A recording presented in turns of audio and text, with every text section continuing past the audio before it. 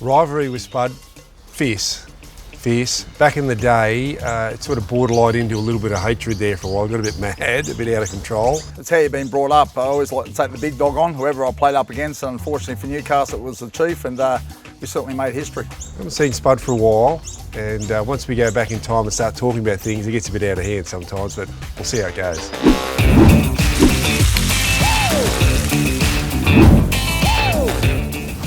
Chris Danks from Sporting News Australia, and with thanks to Barbeques Galore, we're uniting the best of sports around the flame.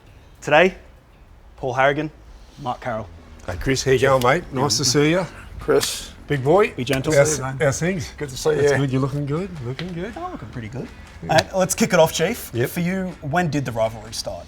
I think from memory, it was in a city-country match. You were going out of your way, and there was some pretty basic sledging, let me tell you, not very great stuff. I kind of realised that the next time we played, it was a similar thing, and then I suppose over the years it built from there. I've got to also agree with him in regards to city versus country. The weather conditions only met for straight line running, and I had to take the big fella on. As the years rolled on, it got worse, and there was a zenith where it got a little crazy, and not just between you and me, but I think the two teams. Yeah. How early in the season we're talking? You'd see the Seagulls coming up, you're circling it in red. How early does the preparation start for that game? The week of, when we're playing, and particularly as you get closer to the game, in the middle of it or in the height of it, you just knew that we're going to get it on for a bit of a wrestle off.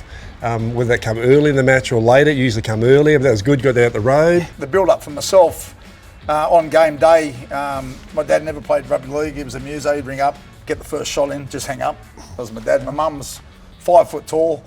Mark, have a good game, please don't hurt anyone, because she knew it was going to be on. Yeah. And then we just go out there, and I knew it was always going to be on.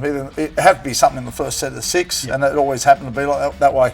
Would I change it? Never. Did I circle when we were going to play? That was my highlight of the year. It takes back to that 95 game, the infamous one everyone always thinks of when they think of you two. What was going through your head just when the kickoff was about to go down?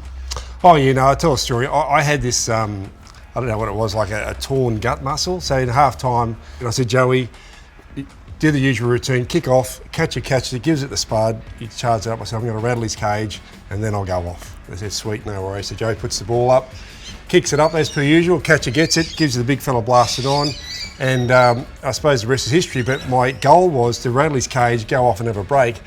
But when I had a look at it on the video, the first thing that hit him was my chin. Yeah. So my timing was out by that much, and it didn't go down well. So I was snoring. My goal was always to get to the 22 metre line, but I was a right arm carrier. But as on impact, I've seen him coming from I didn't mean to.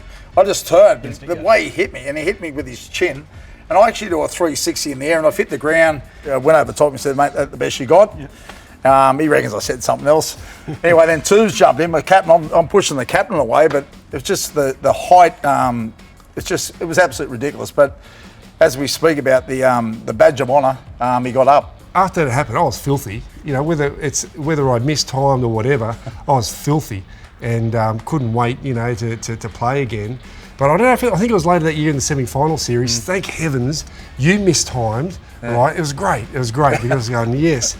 I'm taking the ball up. The big fella comes in, hits me straight in the hip with his melon, and then he staggers back, hits the ground. And then, because he's so built or hardwired that way, he gets back up as soon as he can, takes about 2 steps forward, and dead set, he falls. His head falls into the turf, and then the third time, there's 3 divots. There was 8 sandboys that had run on to fill the divots up.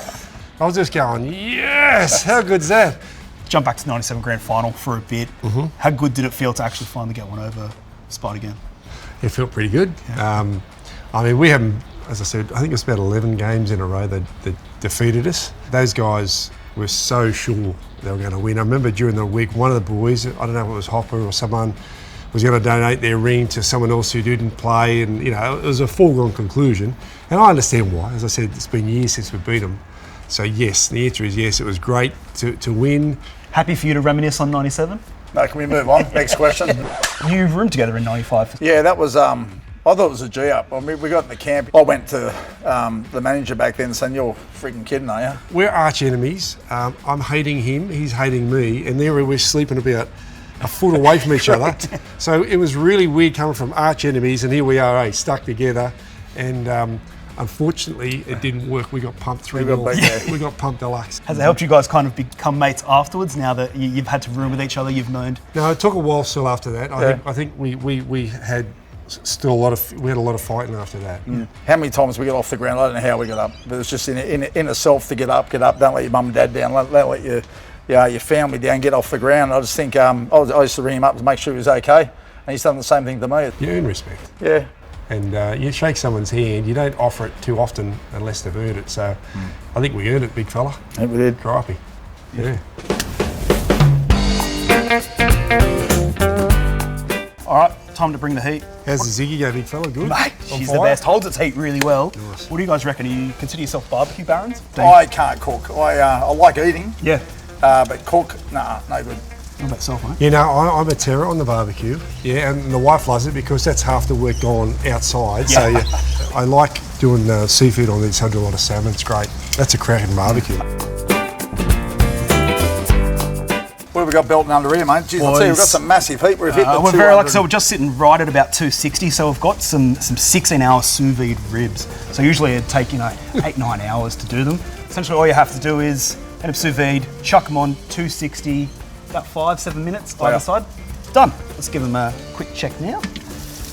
Oh, Sensational. look at This- that! Mate, that looks grouse. If you could dead set make that into a cologne. So what about, do you guys entertain a fair bit at home?